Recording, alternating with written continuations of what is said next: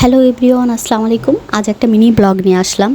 তো আমি যখন এই বাজারে যাই তখন কিন্তু 9টা-10টার মতো বাজে। তো যাই হোক, আমি কেন এত সকাল সকাল গিয়েছিলাম, কোথায় গিয়েছিলাম সেগুলো অবশ্যই অন্য এক সময় আমি বলবো। তো আসার পথে আমি এখানে মিষ্টি আলু দেখতে পাই। মিষ্টি আলু দেখতে পেয়ে আমি এখানে সিএনজি দাঁড় করিয়ে তো ওখান থেকে মিষ্টি আলুটা নিচ্ছিলাম।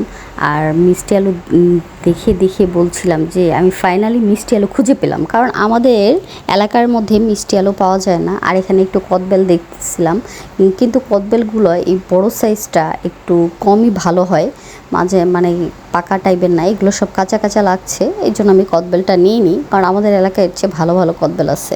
তো এখানে আমি আরেকটা জিনিস খুঁজছিলাম, তো ওনাকে জিজ্ঞেস করতেছি যে ভাইয়া এখানে কি কাঁচা হলুদ পাওয়া যাবে? তো আমার কাঁচা হলুদটা ইমার্জেন্সি দরকার ছিল। ভাই ওই যে বললাম সকাল সকাল বের হয়েছিলাম 6টা-7টার দিকে। তো এখানে আমাকে ওই ইশারা দিয়ে দেখিয়ে দিচ্ছে যে আপু ওখানে যান, ওখানে গেলে আপনি পাবেন।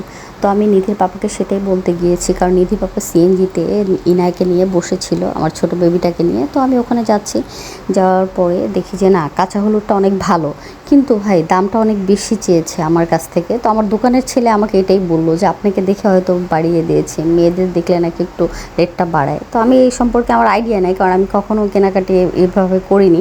সবসময় হয়তো বা মাঝে মধ্যে একটু নিধির পাপার সাথে গিয়েছি, ওই সব কিছু কেনাকাটি করেছে, বাট আমি একটু দাঁড়িয়ে দাঁড়িয়ে দেখেছি, এই আর কি।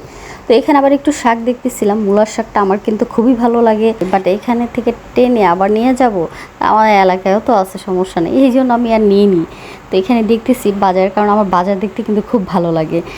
আমার মানে আমি রাস্তা দিয়ে যখন যাই, আমার মানে কিনি বা না কিনি সেটা না, আমার কেন জানি ছোটোবেলা থেকে এই যে বাজার, এই মাছ সবজি যাই হোক না কেন সেগুলো আমি দেখতে দেখতে যাই। তো কাঁচা হলুদটা মানে পেয়ে আর মিষ্টি আলুটা পেয়ে আমি এত খুশি হয়েছি। মিষ্টি আলুটা মেনলি আমার ছোট বেবিটার জন্য নিয়েছি, কারণ বাচ্চাদের কিন্তু মিষ্টি আলু অবশ্যই খাওয়াবেন, যাদের ছোট বেবি আছে। মিষ্টি আলুতে প্রচুর পরিমাণে পুষ্টি।